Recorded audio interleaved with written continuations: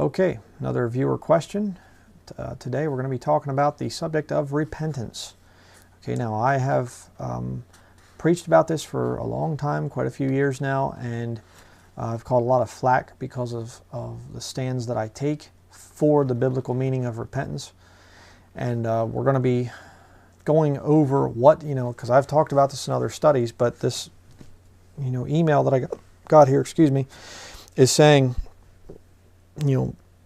narrow it down. What does repentance mean in the Bible? Well, I will tell you right here at the beginning, there are multiple meanings of the word repentance. You say, well, then how do we tell which one is the right one? What's the context? It's not about one being right and one being wrong. It's simply saying, what is the context of this thing? All right. Let me read you the email here. And of course, I'm going to save the name. I'm not going to show this on screen or anything. But the subject is, can you please clarify for us the true meaning of repentance? Okay, it says here, Dear Brian, my husband and I need clarification on the true and complete meaning of repentance. I have listened twice to your sermon, Repentance and the True Gospel, and I can see that you explain repentance as a change of mind only.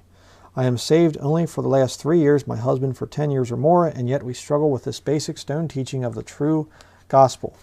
The more we understand it, the better we can explain to the lost and not teach them heresy. I can see few teachers say the same thing, repentance is a change of mind, period. But when I look back at how I felt when I repented, I don't see it only as a change of mind and direction. It is more than that. Here's how I felt, and please correct us and teach us the truth, as we can't find a complete teaching of the repentance and gospel. Okay, before I go on there, let me just say that, I try as hard as I can to try and keep the gospel as a very, very simple thing. And, the gospel is that Jesus Christ died for your sins, buried, rose again. If he just died for your sins, it wouldn't mean anything. He has to be buried, and, like everybody else. But then the thing that separates Jesus from other saviors, other leaders out there, religious leaders, is Jesus rose from the dead. See, that's where what we believe is different. Muhammad didn't rise from the dead. All the popes are dead, worm food in the ground, fertilizer. Buddha didn't rise from the dead. All of these guys, they didn't rise from the dead. Jesus Christ did. That's what separates us. But then, okay, why did he do that?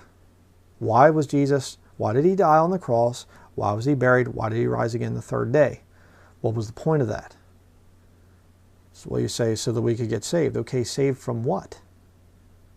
Well, an eternity in hell. Why would you go to hell? What's the purpose? Why are you going to hell?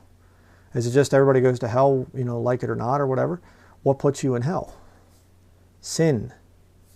That's why Jesus died on the cross, because we aren't able to work our way into heaven. Okay? Your good works can never get you to heaven. So what is it that condemns you? What is it that keeps you out of heaven? You say lack of good works. Well, lack of good works, but it's your sin that condemns you. If you die before you have a knowledge of sin, under that age of accountability, a little child or something that can't understand that they're sinning against God, you die under that age, sin's not imputed to you. Okay? God does not charge you with sinning. But you read later on, when you get older, the wages of sin is death. Okay?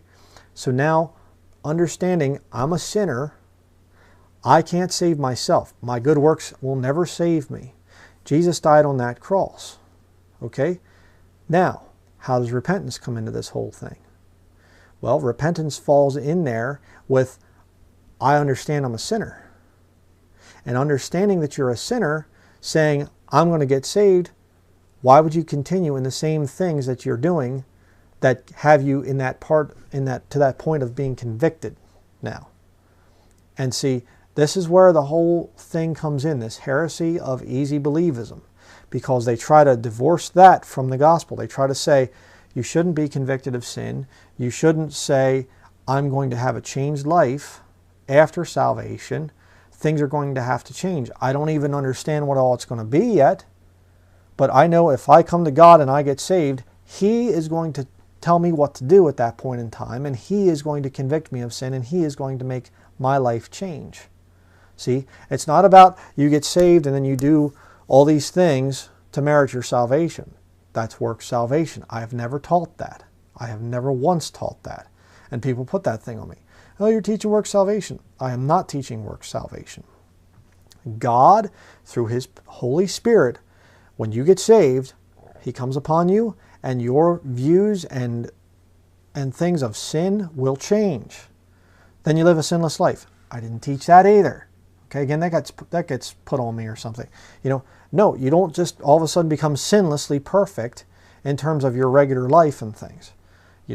Of course, the righteousness of Jesus Christ is imputed to you. So in eternal record, okay, yes, your sins have been paid for by the blood of Jesus Christ. All sins, past, present, future, are washed away. But if you live in sin, if you mess around with sin, now the judgment is different. Okay? Before, when you're lost and you are living in sin, well, you're on your way to hell. You're condemned to hell. You're headed there. But when you become saved, now you are a son of God, daughter of God too, if you're a woman there, but it just falls under the heading of son of God in most verses. And you're a son of God, and now you're judged as one of His children. See? So that's the whole deal here. But the whole issue is this thing of repentance. And the reason repentance, the way I preach it, the reason it is so much spoken against is because you have false teachers out there that have never had their pride broken. They have never looked at themselves as being worthy of death and hell. They have never come to the point of saying, you know what, I'm just broken. I can't do anything to save myself. God have mercy on me. I'm just a wicked old sinner. And their life really doesn't change much. They take on some kind of external regulations or some kind of religious practices or something like that. But you look and it's just, you don't really see that changed life that comes from true conversion. But we're going to look about that in the study. But back to the email here. It says, first of all, I realized, what have I done? Which means feel sorry for the sins I have been doing and the direction I was going away from God. Secondly, I changed my view of God. If before was not thinking much of Him and His power of salvation, now I realized He is the only one who can save me, as all my trials failed. So I turned to God. Thirdly, I stopped at that moment from the sin I was doing, sin which made me realize what have I done. So it is a stop there from sin, but we know that we cannot stop sinning only for a day or a week, but then we won't be able. We have the proof of all our life of trials being good and stopping sin. Okay, therefore comes to part 3. I'm going to talk about part 3 here, or part 4, excuse me, and then I'm going to talk about part 3 in a minute. 4, we ask God to save us and help us to stop sinning, as by our own power we can't. This is how I felt, how it happened to me. I forgot to shut the chime off again.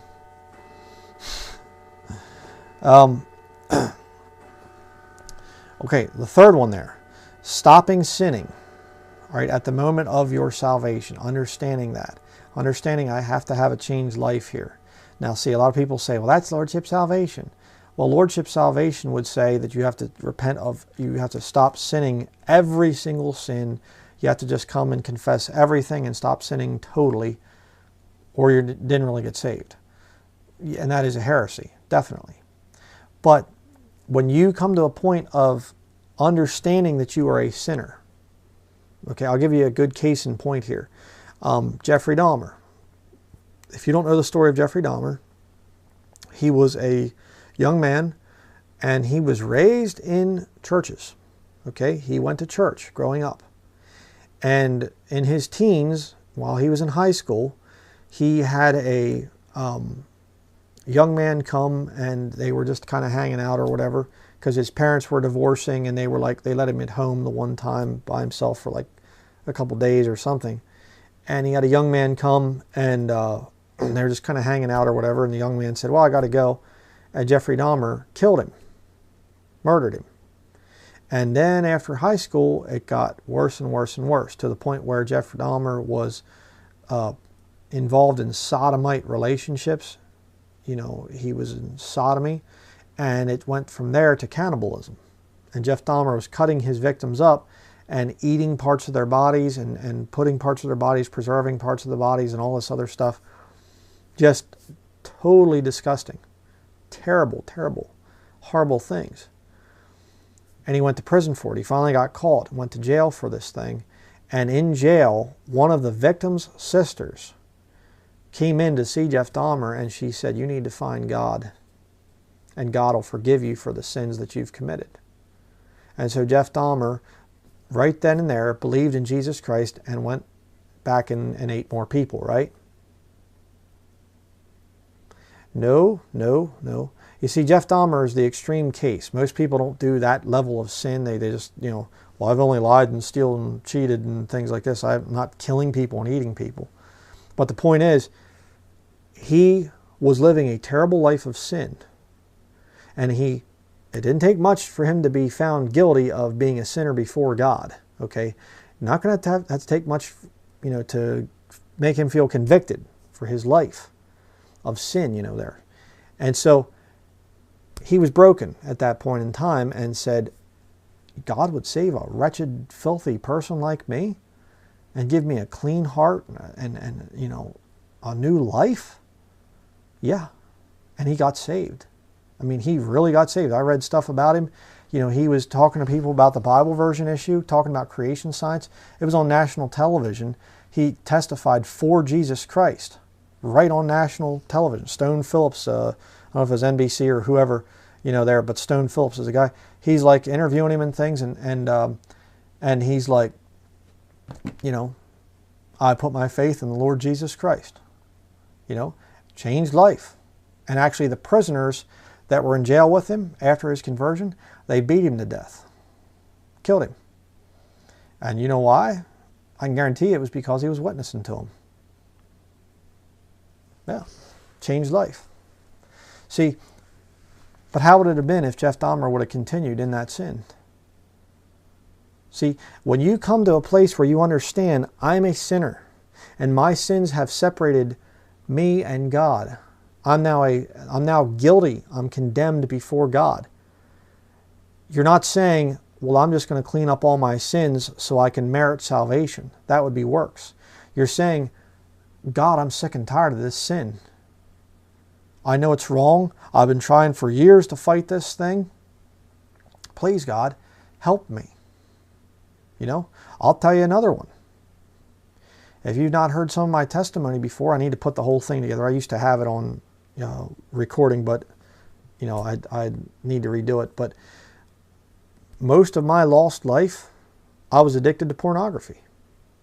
And I tried to fight the thing, and and again, I was raised in church buildings and all this stuff, and I tried to fight it and tried to fight it and tried to fight it. I could not get victory over it until I came to God broken and said, God, have mercy on me, a sinner.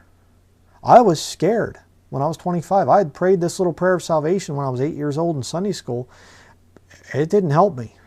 Okay, I went to a public school and I got involved in all kinds of things, got into the in crowd and stuff like that, you know, and I couldn't fight sin.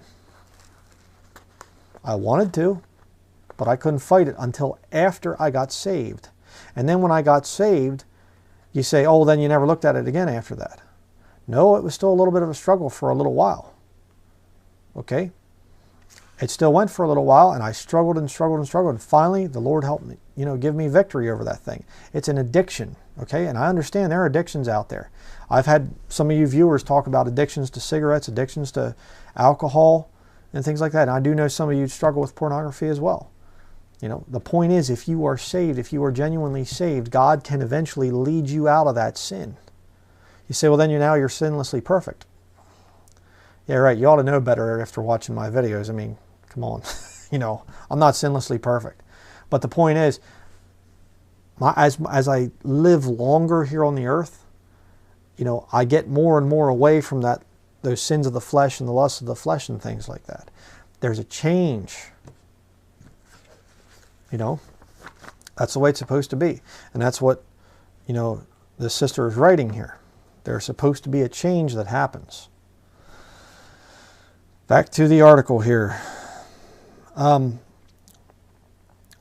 She She says here, now we myself are confused, as I used to listen to lots of Jack Hyles teachings and David J. Stewart, and both mention that you don't have to feel sorry for sins and you can't stop sinning. Again, that's a misconception there. You don't have to feel sorry for sins and you can't stop sinning. Well, wait a second. Yes, you do have to feel sorry for sins. God be merciful to me, a sinner. The Bible talks about that, feeling sorry for your sins, and you can't stop sinning. Well, that's true. That's true. You can't stop sinning. You're always going to be tempted to sin. Okay, and if you can break down every little thing about sin and your impure thoughts and lying and pride, gluttony, Thanksgiving, I mean, most people practice a little bit of gluttony at Thanksgiving. See, so you can pick out all those little sins and stuff, and you can say, see, you can't stop sinning. So why would you have to repent of sin to be saved? See, the little mind games that Jack Hyles and this David Stewart guy, the JesusIsSavior.com thing. These guys have a spirit in them, a bewitching spirit, and that's why I tell people, don't listen to Jack Hyles and his little following and stuff like that. They're wicked.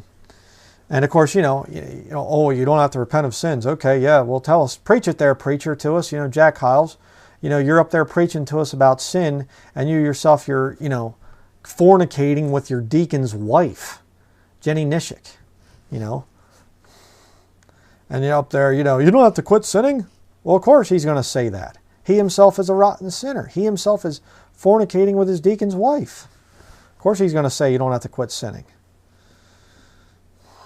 But let's continue. It says here, myself, I am taking in repentance about stop sinning just in the moment of repentance, because I know we can't do that for more than a day, maybe.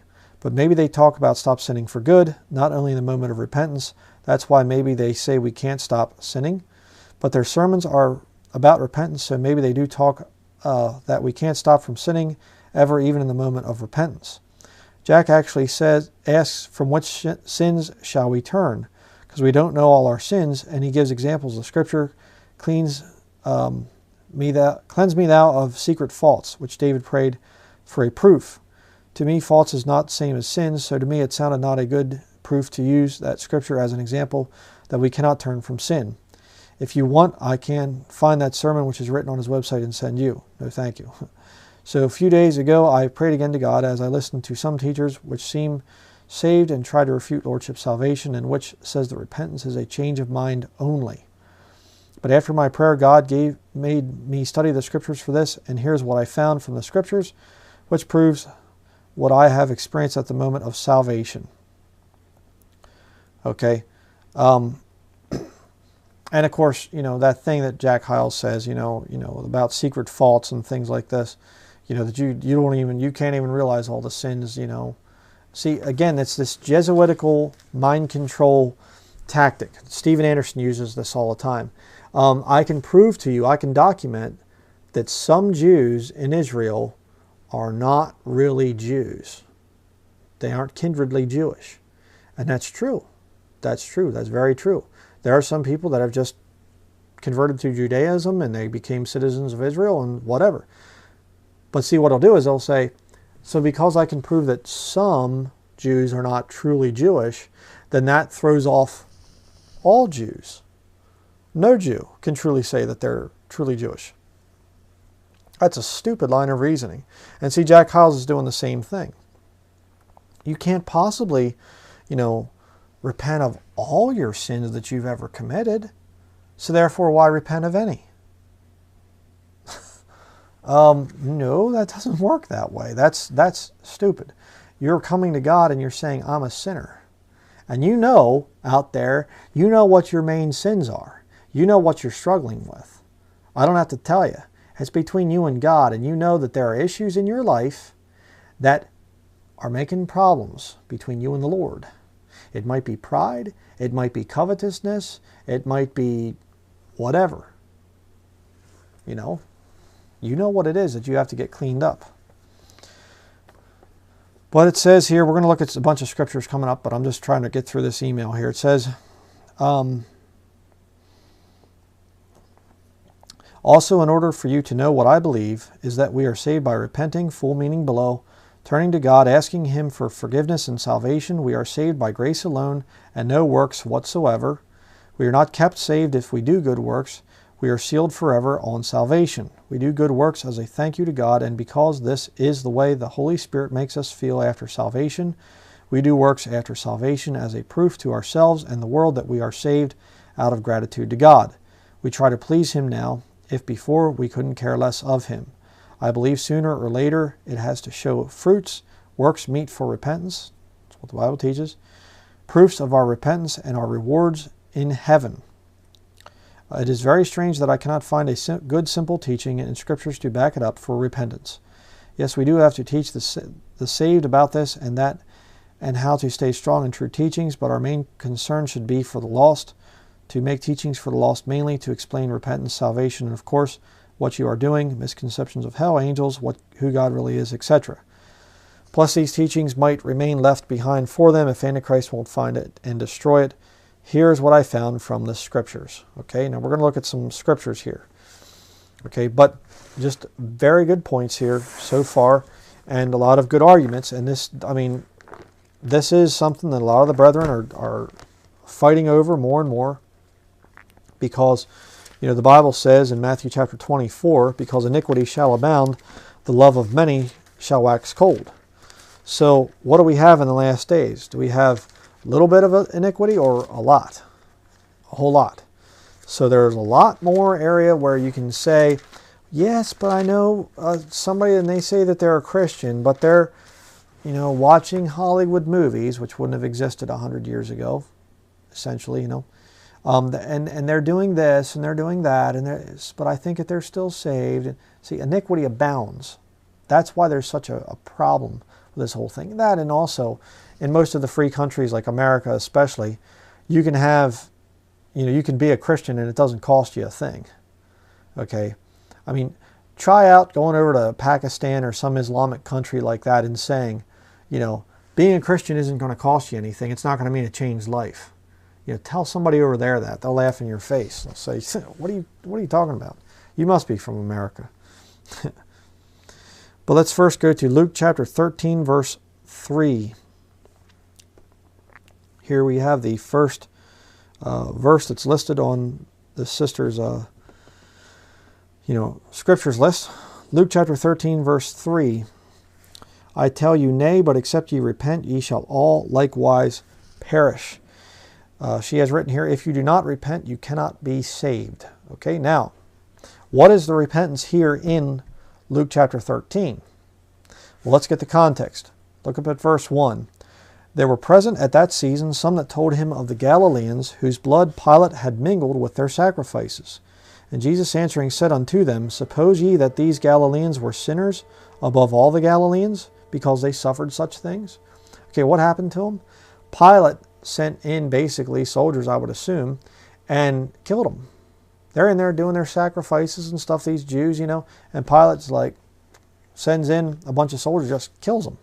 So they got the animal sacrifice there, and the blood's on the floor and things from it and whatever, and now their blood's mingled with that blood of the sacrifice.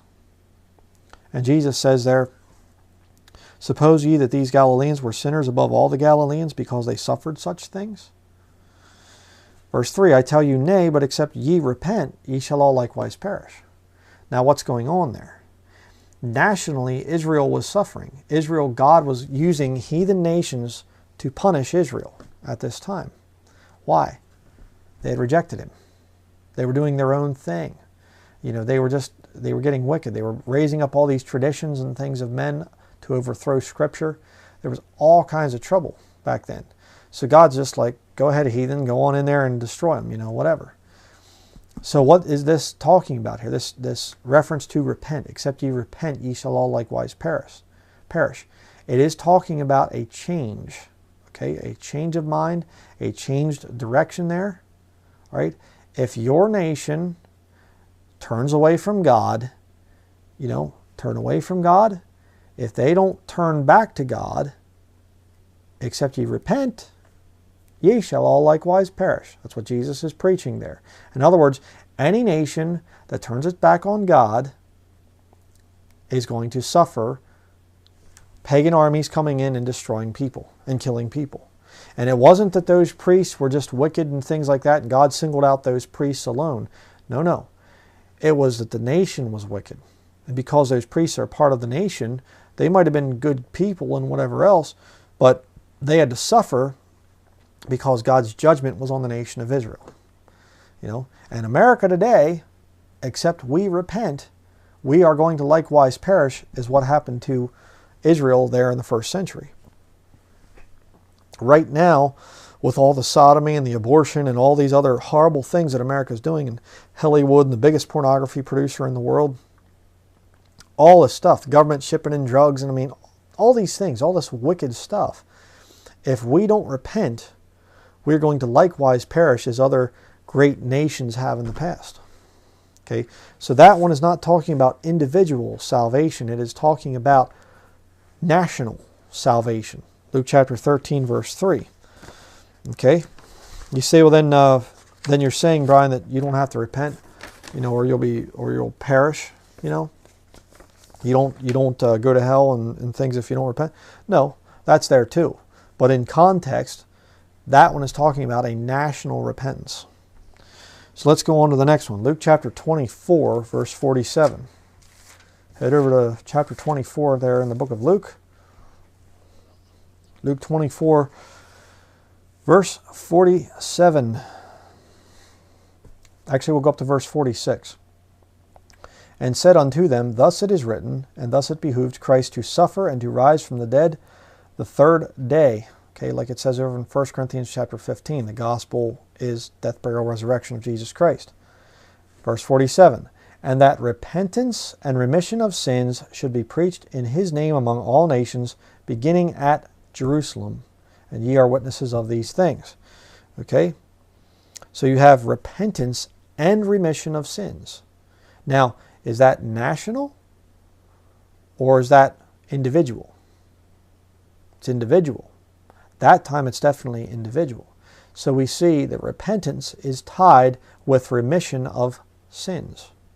Now, if repentance, Jack Hyles and his cult out there, they say repentance is turning from unbelief to belief.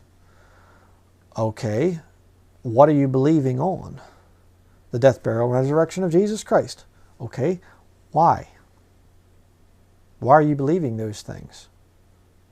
Just because you want to go to heaven when you die and you're going to continue in your sin here and just not have anybody tell you about your sins and things, not be broken, not be concerned, you know, and things about that you're a sinner?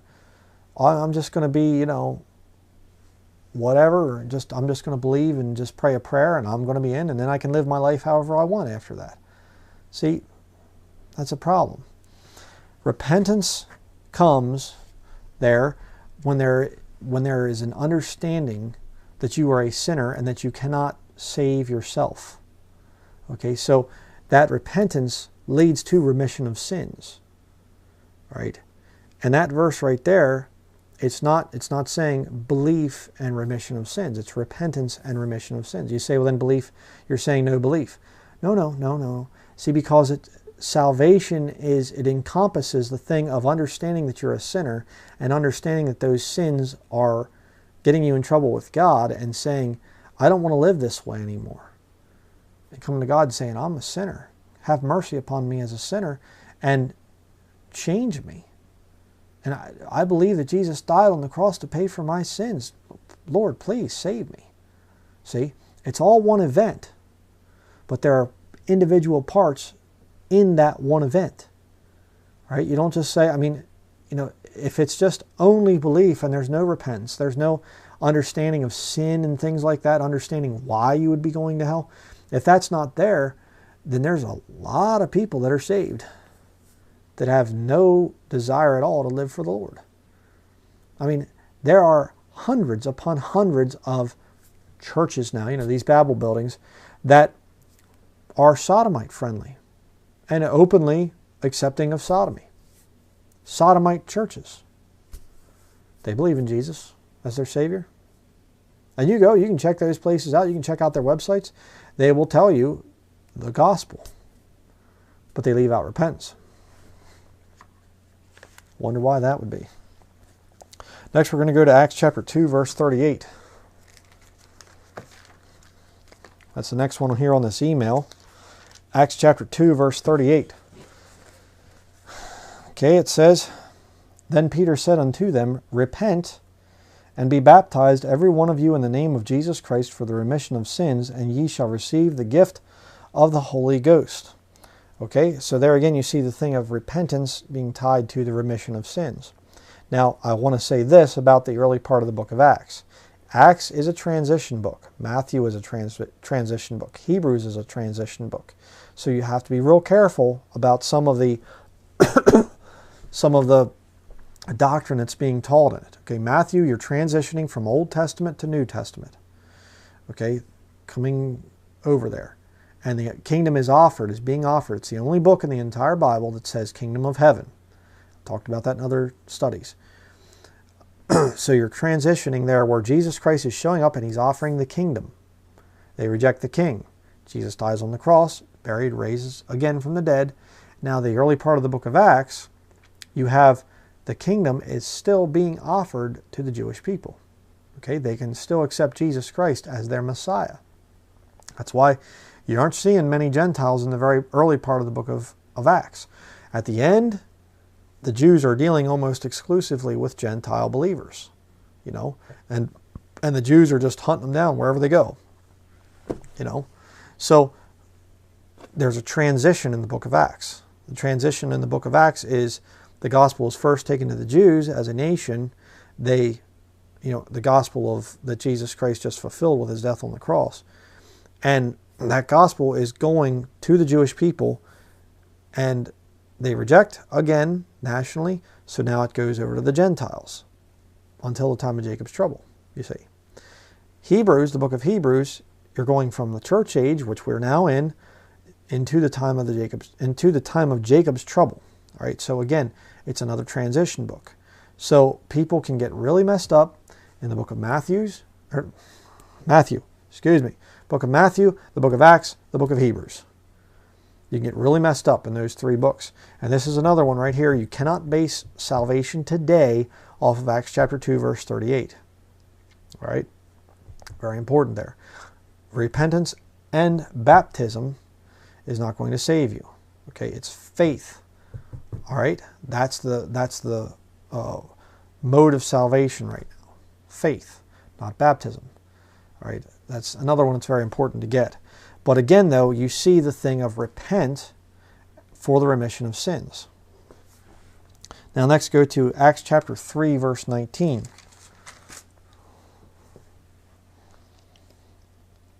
Acts chapter 3, verse 19. Okay.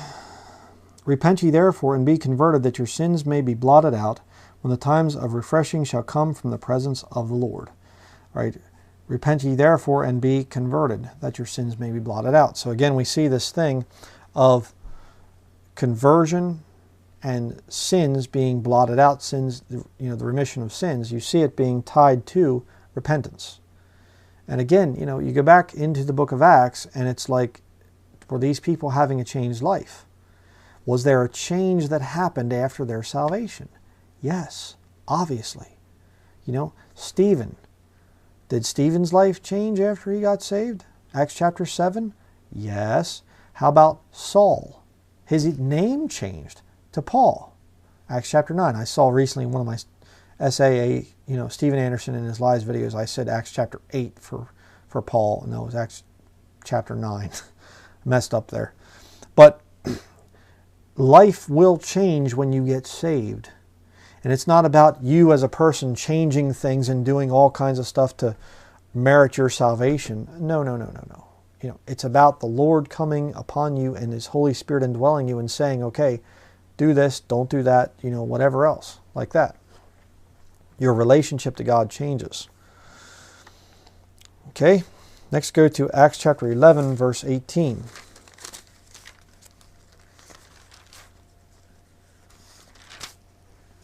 Acts chapter 11, verse 18. When they heard these things, they held their peace and glorified God, saying, Then hath God also to the Gentiles granted repentance unto life.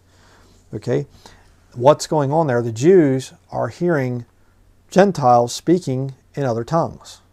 Okay, and so they go, wow, God's also given repentance, there. What does it say? Granted repentance unto life. So, again, if repentance is just merely belief, how's that work out? God has granted belief. Okay, so then you're teaching Calvinism? That these Gentiles were predetermined, pre-elected, people? No, that's not what's going on there. God, here's another thing which I don't always make real clear. I mean, there's a lot of my studies, people really nitpick things and stuff like that, and they go in and they look and they take this and they take that and whatever else, and that's fine. I encourage you to do that. Check what I'm saying according to the scriptures. But a lot of times I kind of leave out the thing that it's God that's doing the work. I just assume people understand that, and sometimes I'm wrong in making those assumptions. God is the one that will make the changes in your life, and God is the one who saves you. Right? Okay. You say, what's my faith? Well, if you come to the Lord and you aren't meeting His standards for salvation, you come in your pride, you come mockingly and say, I've had atheists do that with me. They'll go, I believe that Jesus died for my sins, and I just want to be saved, and I prayed in Jesus' name, amen. Ha, ha, ha, ha, ha. They'll do that. Now see, if you're an easy believism person, that atheist just called upon the name of the Lord to be saved. See? No, but it doesn't work that way, obviously.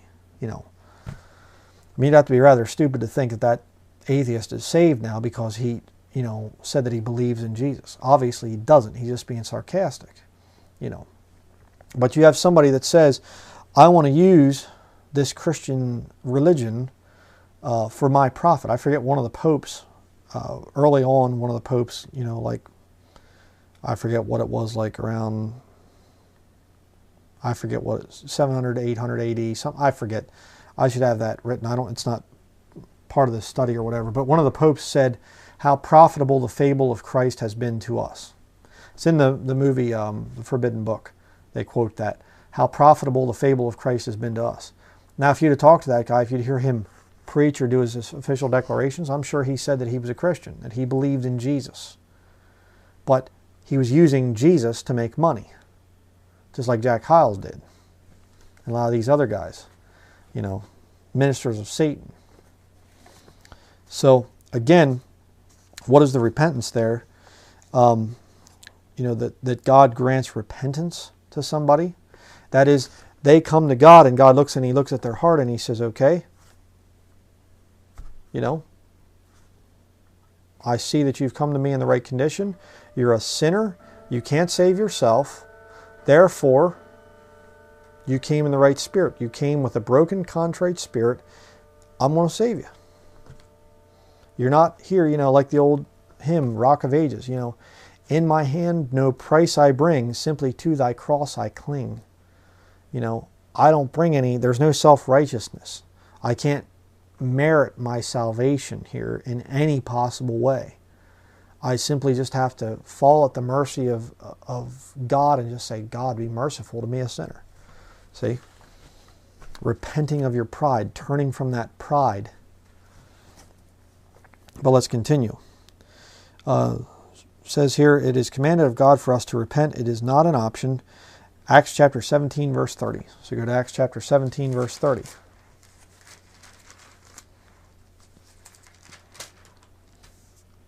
Acts 17, verse 30 says, in the times of this ignorance God winked at, but now commandeth all men everywhere to repent. Okay? What's going on there is, in the Old Testament, you had, God was dealing with one nation, the nation of Israel. Now you could come in and you could be converted into that nation and become, into that religion, I should say, and become a citizen of Israel there. You could do that. But most of the other nations were just heathen, and God wasn't dealing with them. And so the times of that ignorance, God winked at. He was just like, well, whatever, they're, those other people. But now, He commandeth all men everywhere to repent. Oh, excuse me. So, all men now can understand their need for salvation. And all men can turn from their wicked lifestyle that's got them in trouble with the Lord. All men everywhere have that ability to feel bad for what they're doing. They might not understand why. I know my wife often talks about that. She often says that back before she got saved, she would tell people, I don't want to do that. That's wrong. And they'd say, what do you mean it's wrong? She'd say, I don't know. I just feel it's wrong. They'd say, well, what's your proof? I don't know. I feel that this is wrong. I don't want to do this. You know? See? You have a conscience. And now God is dealing with you differently. God's not dealing with just the nation of Israel anymore. He is now also dealing with all men everywhere. So, got to keep that in mind too. Next it says here, feeling sorry for the wicked sins. If before was not a big deal, now you realize it is for God, just a feeling, not a work. And then over here it says, stop the sin. Is that a work? A and B together are feel sorry and stop. What is work? When you start doing work, something, or even when you stop doing something. If I do not have a job, work means I do a work. If I do not eat, means I do a work. And then she gives the definitions here for work in Webster's dictionary. I'll just read a couple of these. It says, in a general sense, to move or to move one way and the other, to perform as in popular language, it is said a mill or machine works well. Okay? So something working is like a machine. Right now that camera that's videotaping me, it's digital. So however it's recording inside, there's not a little tape going around or anything, but it's working. I know it's working because I can see the little red light that says record. Number 2, it says here, the second definition for work, to labor, to be occupied in performing manual labor, whether severe or moderate. One man works better than another. One man works here, another works lazily. Hair, okay, I don't quite get that one. To be in action or motion, as the working of the heart, to act, to carry on operations. Our better part remains to work in close design, to operate, to carry on business. And, you know, the others are pretty much the same thing there. So the whole point is work is an active thing that you have to keep doing. Okay, now that's not, you know, work salvation would be the Catholics, they practice it, you know, where you have to go to Mass continually. Eating the Eucharist, you know, once you eat Jesus Christ in the form of the wafer and the wine, drinking his blood, eating flesh, drinking blood, that only lasts for about 15 to 20 minutes, you know, and then Jesus leaves you, you know, via the toilet. And that's what they believe.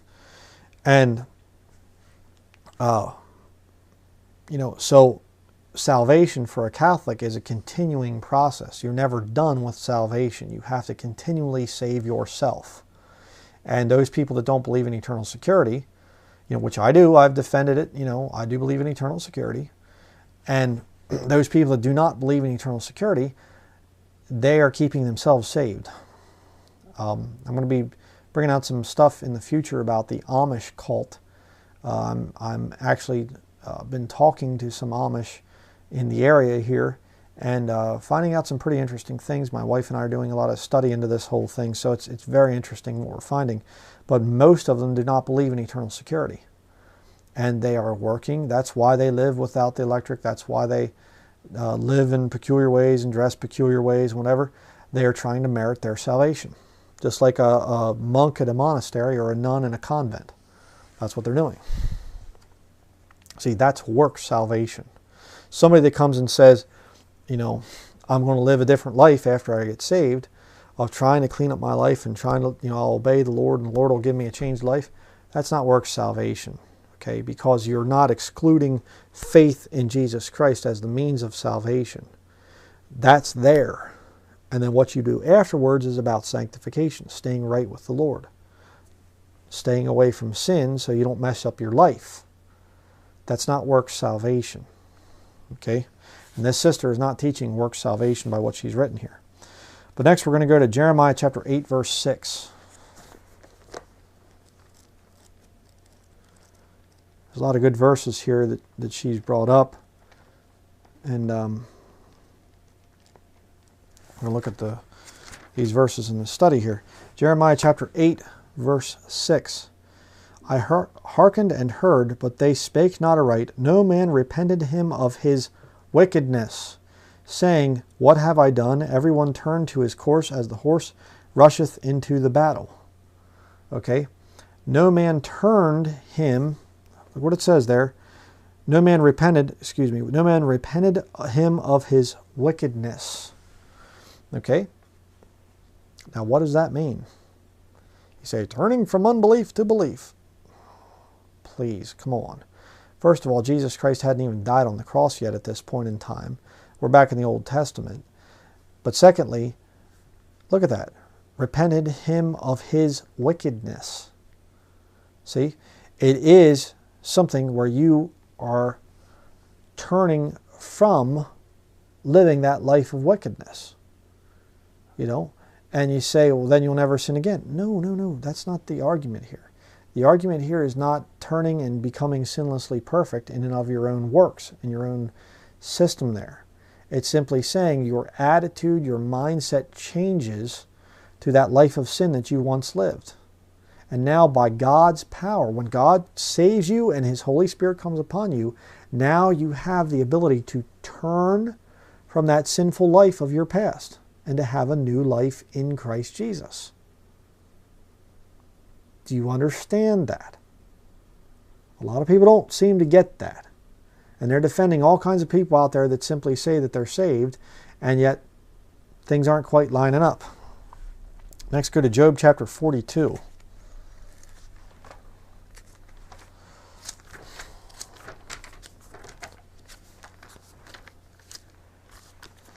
Job 42.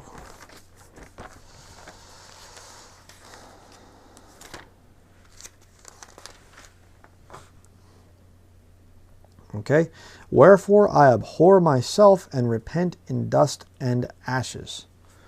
Okay, so what do we have tied in with repent there? Abhorring yourself. You know, it's like I heard the one time repentance, a good definition for repentance is not being sorry for what you've done, it's being sorry for what you are. God have mercy on me, a sinner. See?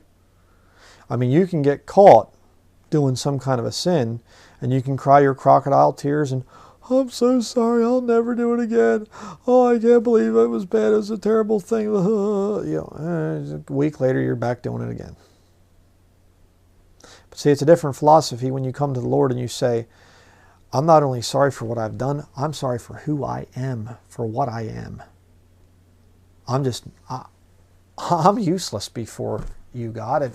And the thought of trying to earn my way into heaven by good works is so preposterous, I'm not even going to try. I can't be good enough to get into heaven. God, I believe Jesus died for my sins. If there's any way you could save me, please save me, because I can't save myself. That's the repentance that leads to salvation. Okay? 2 Corinthians chapter 7, verses 9 and 10.